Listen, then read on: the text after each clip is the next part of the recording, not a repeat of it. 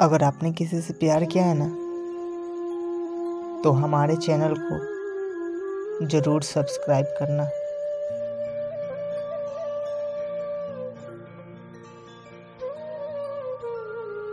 Typing coaching centre में विजय का पहला दिन था। वह अपनी सीट पर बैठा टाइपिंग सीखने के लिए नियमावली पुस्तिका पढ़ रहा था। तभी उसकी निगाह अपने केबिन के गेट की तरफ गई। कजरारे नैनों वाली एक सावली लड़की उसकी केबिन में आ रही थी। लड़की उसकी बगल वाली सीट पर आकर बैठ गई और टाइपराइटर को ठीक किया और टाइप करने में मशगूल हो गई। विजय का मन टाइप करने में नहीं लगा। वह किसी भी हाल में लड़की से बात करना चाह रहा था।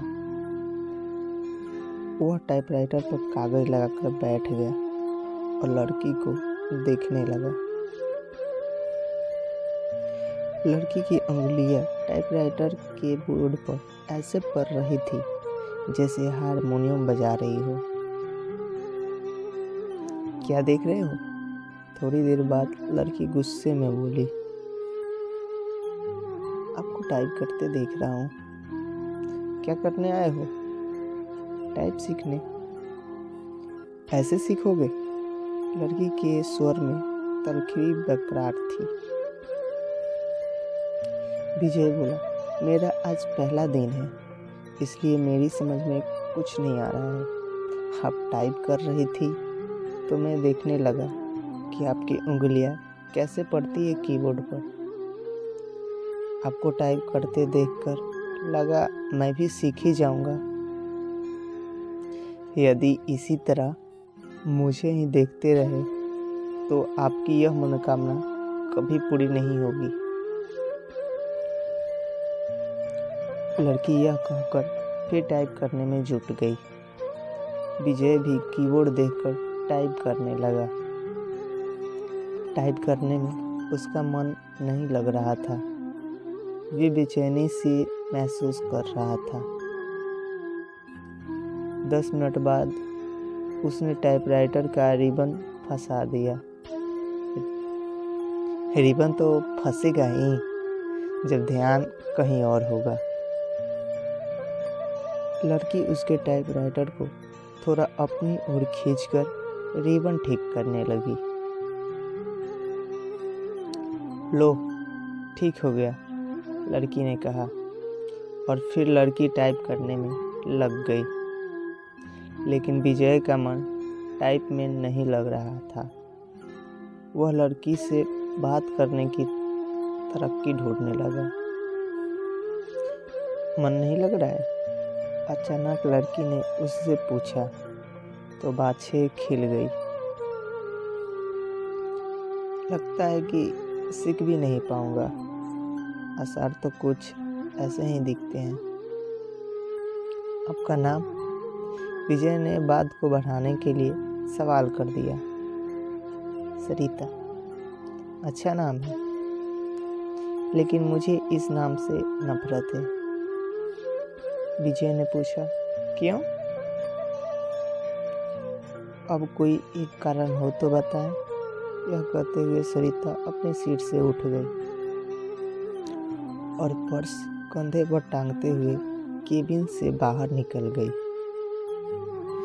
विजय उसे जाते हुए देखता रहा। उसके जाने के बाद उसने टाइपराइटर पर नजर डाली।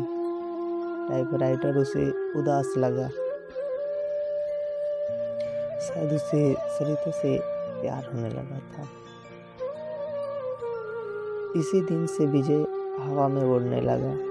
रातों को छत पे घूमने लगा, तारे गिनता और उससे बातें भी करता। चांदनी रात में बैठकर कविताएं लिखता। गर्मी की धूप में उसे गुनगुनी लगने लगी। दुनिया गुलाबी हो गई तो जिंदगी गुलाब का फूल। आंखों से नींद गायब हो गई। वह ख्यालों ही ख्यालों में पैदल ही कई किलोमीटर घूम आता था। अपनी इस स्थिति के बारे में उसने एक अपने दोस्त को बताया। तो उसने कहा, गुरु तुम्हें प्यार हो गया है। दोस्त की यह बात सुनकर उसे अच्छा लगने लगा। अगले दिन विजय ने सरिता से कहा कि आप पर एक कविता लिखा हूँ, चाहता हूँ कि आप इसे पढ़ें। ये भी खूब रही, जान ना पहचान, तू मेरा मेहमान। कितना जानते हो तुम मेरे बारे में? जो भी जानता हूँ उसी के आधार पर लिखा हूँ। सरिता उसकी लिखी कविता पढ़ने लगी। कविता के नीचे उसने विजय की जगह सागर लिखा था। सरिता ने उसे देखा और कागज विजय की तरफ बढ़ा दिया। विजय ने कहा कि मैं चाहता हूँ कि आप इसे टाइप कर दे, इसे छपने के लिए भेजना है। सरिता कुछ नहीं बोली, कागज को सामने रखकर टाइप करने लगी। विजय उसे देखता रहा। इस बात का आभास सरिता को भी था कि विजय उसे देख रहा है, लेकिन उसने कोई विरोध करने के बजाय पूछा कि क्या आप कवि हैं? हाँ, बनने की कोशिश कर रहा हूँ। कवि भगोड़े होते हैं, सरिता ने उसकी ओर देखते हुए कहा। उसकी इस टिप्पणी से विजय सकपका गया। कविता फिर बोली, कवि अपने सुख के लिए कविता रचता है। रचते समय वह कविता के बारे में सोचता है।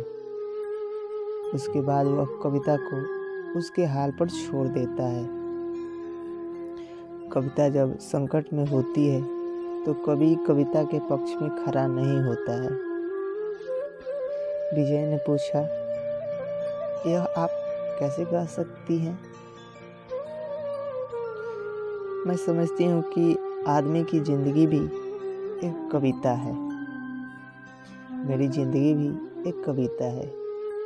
मेरी जिंदगी मुझे अच्छी नहीं लगती, इसलिए कविता भी मुझे अच्छी नहीं लगती। अरे वाह, आप तो कवि हैं, विजय ने कहा। हाँ, अभी आपने जो कहा वह तो कविता है। कविता नहीं, कविता का प्रलाप है। उसकी वेदना जो उस कवि के कारण उपजी है, जिसने मेरी जिंदगी की रचना की। इतना कहकर सरिता केबिन से बाहर चली गई और विजय सोचता रहा, कैसी है ये? आज उन्होंने अधिक बातें की। उनके वार्तालाप को देखकर टाइपिंग इंस्टीट्यूट चलाने वाली मैडम ने उसके पास आकर कहा कि आजकल तो तुम काफ़ी खुश हो सरिता। बदले में सरिता केवल मुस्कुराई और विजय भी मुस्कुराया। तो क्या मेरे प्यार की गंध इसे भी लग गई?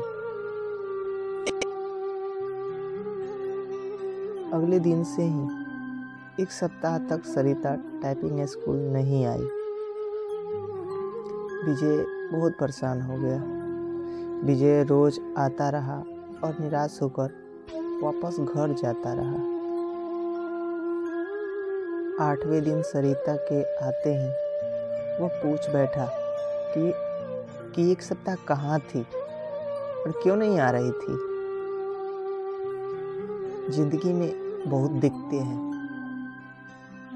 यह कहते हुए सरिता अपनी सीट पर बैठ गई। क्या हो गया?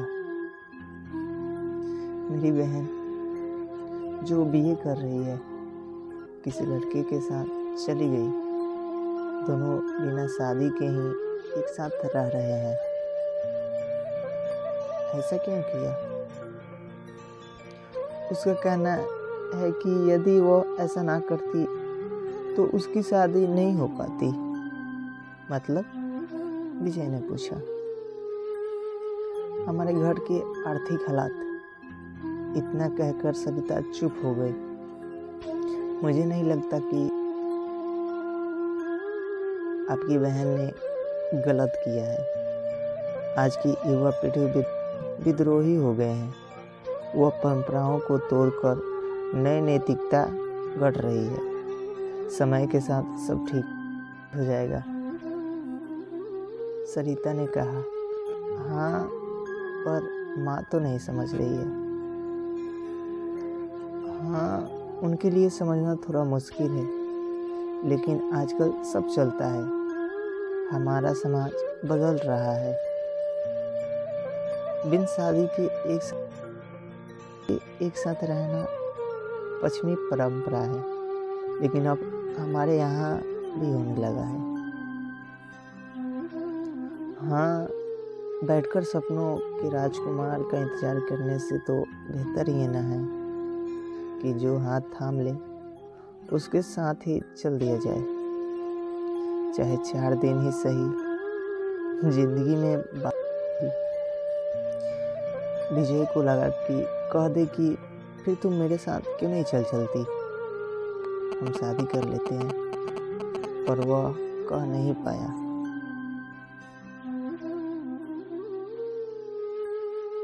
जानते हो, मेरी एक बहन 12वीं में पढ़ रही है।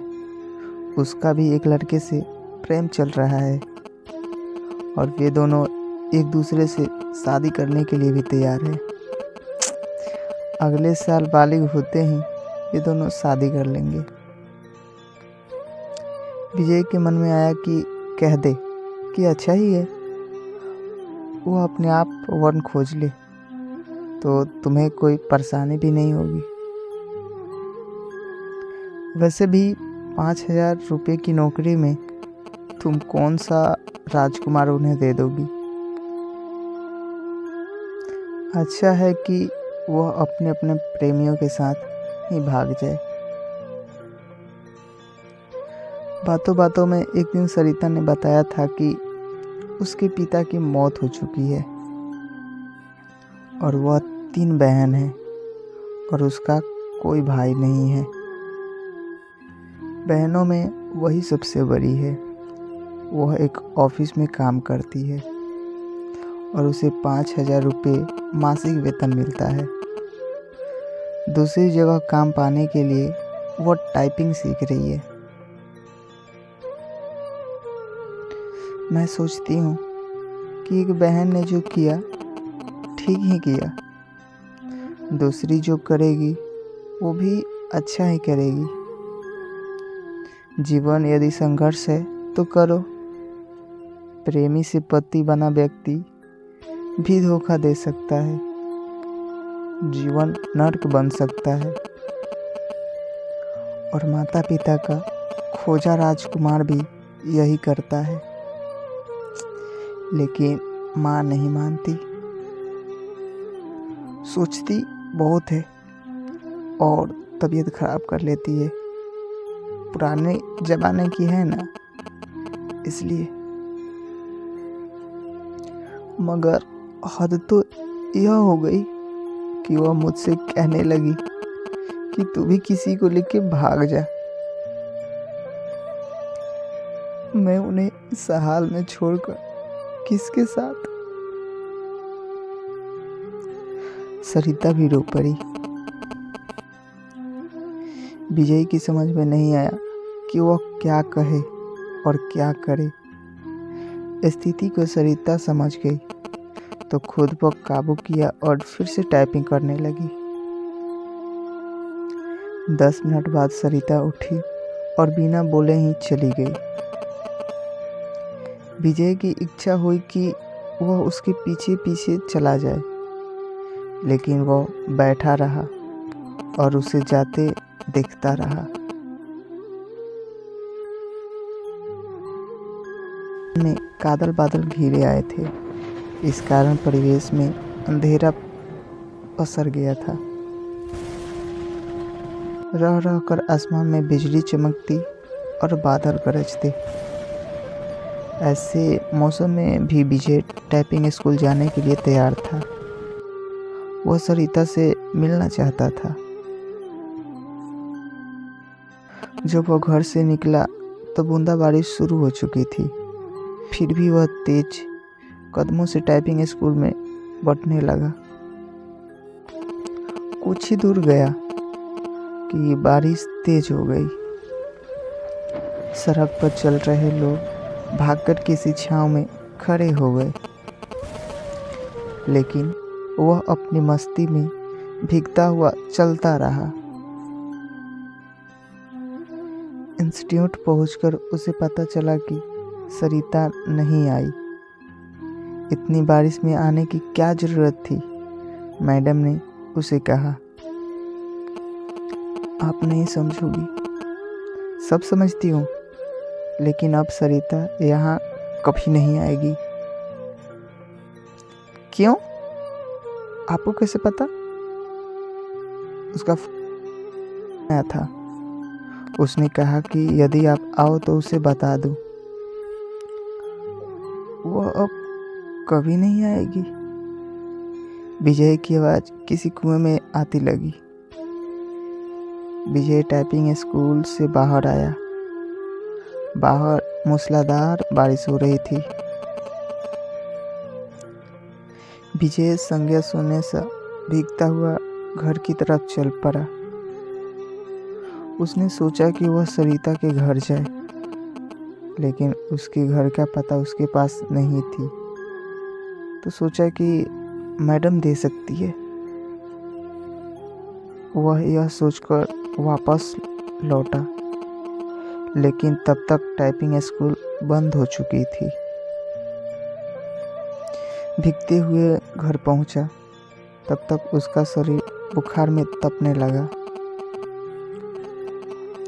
लगभग 15 दिन वह चारपाई पर पड़ा रहा।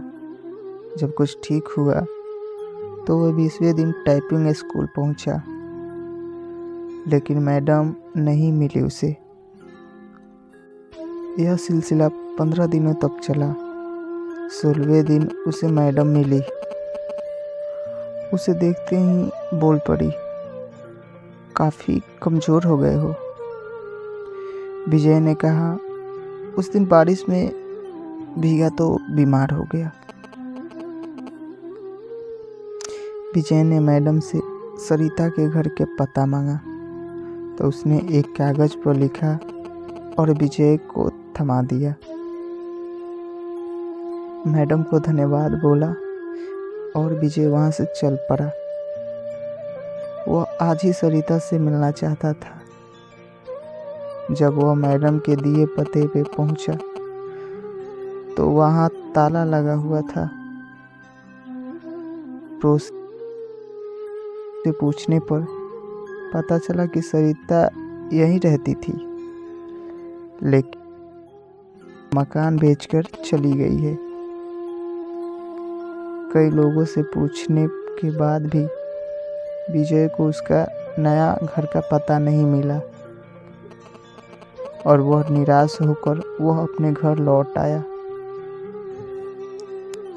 सरिता के इस व्यवहार से उसे काफ़ी धक्का लगा। उसने कुछ समझ नहीं आ रहा था कि सरिता ने उसके साथ ऐसा क्यों किया। वह सरिता की यादों में कविताएं लिखने लगा। एक दिन उसने एक सपना देखा और उसके भावों को कविता के रूप में कागज पर लिख लिया। विजय की इस कविता को पत्रिका में छपे 1 माह से अधिक हो गया, लेकिन उसके पास इस बार भी अब तक सरिता का कोई पत्र या फोन नहीं आया। लेकिन उसे उम्मीद है कि एक न एक दिन सरिता उससे जरूर संपर्क करेगी। जब से वह कविता प्रकाशित हुई है, तब से वह फोन की प्रत्येक घंटी पर चौंक जाता है। यही नहीं, हर रोज पोस्टमैन का बेसब्री से इंतजार करता है और जब उसके आने का समय ख़त्म हो जाता है तो वह उदासी के समुद्र में डूब जाता है।